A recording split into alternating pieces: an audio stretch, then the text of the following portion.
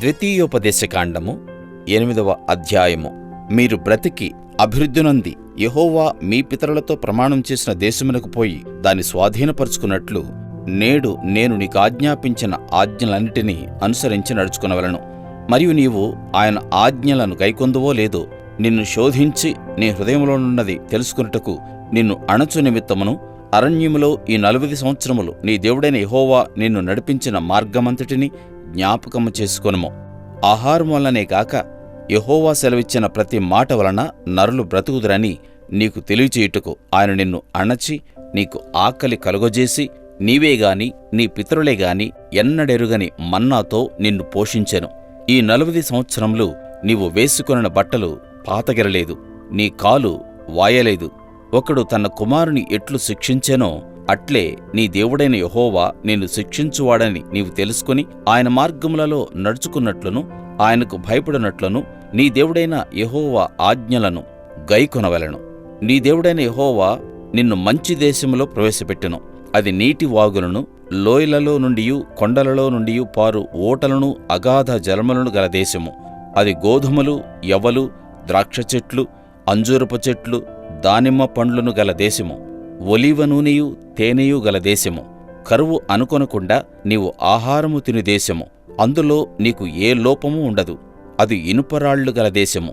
దాని కొండలలో నీవు రాగి త్రవ్వి తీయవచ్చును. నీవు తిని తృప్తి పొంది నీ దేవుడైన యెహోవా నీకిచ్చిన మంచి దేశమును బట్టి ఆయనను స్తుతింపవలెను.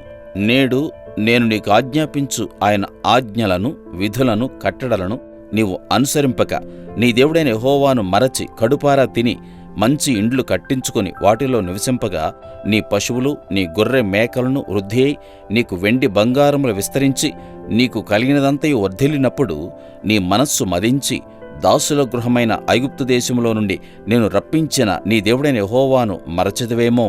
తాపకరమైన పాములను, తేళ్లును కలిగి ఎడారి అయి నీళ్లు లేని భయంకరమైన ఆ గొప్ప అరణ్యములో ఆయన నిన్ను నడిపించెను. రాతి బండ నుండి నీకు నీళ్లు తెప్పించాను. తుదకు నీకు మేలు చేయవలనని నిన్ను అణచుటకును శోధించుటకును నీ పితరులు ఎరుగని మన్నాతో అరణ్యమున నిన్ను పోషించెను. అయితే మీరు మా సామర్థ్యము, మా బాహుబలము, ఇంత భాగ్యము మాకు కలుగజేసినని అనుకుందరేమో. కాగా నీ దేవుడైన యెహోవాను జ్ఞాపకం చేసుకొనవలెను.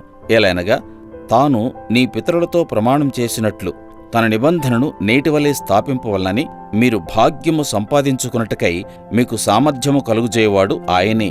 నీవు ఏమాత్రమైనను నీ దేవుడైన యెహోవాను మరచి ఇతర దేవతలను అనుసరించి పూజించి నమస్కరించిన ఎడల మీరు నిశ్చయముగా నశించిపోదురని నేడు మిమ్మును గూర్చి నేను సాక్ష్యము పలికియున్నాను.